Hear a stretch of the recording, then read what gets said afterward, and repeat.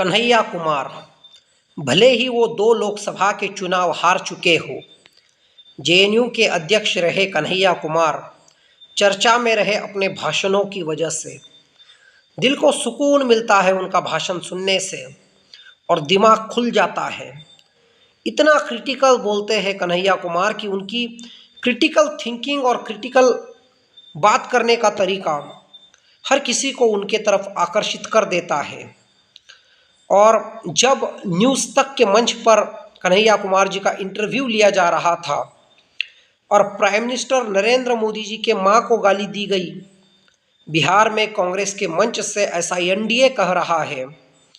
कन्हैया कुमार ने पत्रकार से ही सवाल पूछा कि कौन सी गाली दी गई, गाली कौन दिया और कहाँ से दिया।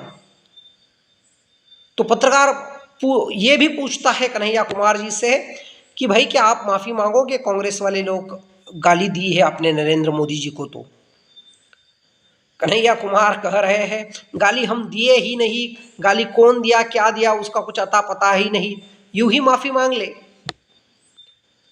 और दूसरी तरफ कन्हैया कुमार जी ने तो ये भी कहा कि नरेंद्र मोदी जी ने जितने अभद्र शब्द इस्तेमाल किए हैं, गलत शब्द इस्तेमाल किए हैं, वो यदि उसके लिए माफ़ी मांगेंगे तो हम भी उनसे लेट कर माफ़ी मांगेंगे, मैं स्वयं उनसे लेट कर माफ़ी मांगूंगा।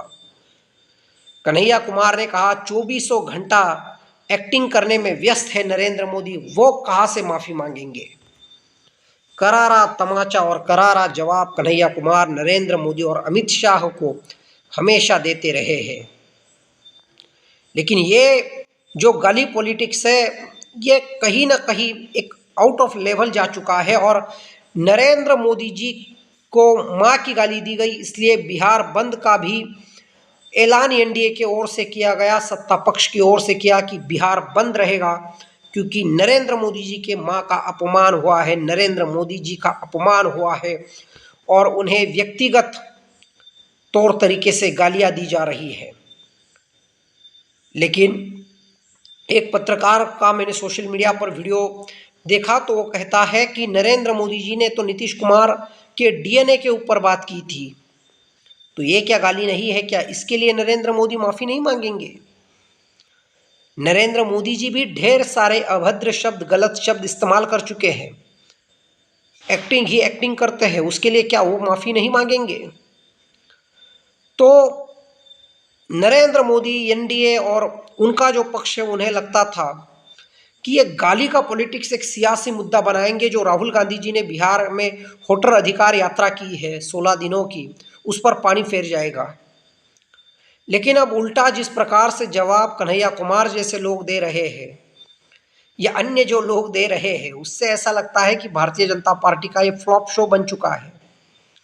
कन्हैया कुमार जी ने तो न्यूज़ तक के मंच से वो भी बातें गिनाई जो आश्वासन नरेंद्र मोदी जी ने जनता को दिया था कि किसानों की आय दोगुनी कर देंगे, काला धन 100 दिन के भीतर वापस लाएंगे, देश में महंगाई कम करेंगे, ये सब बातें उन्होंने गिनाई।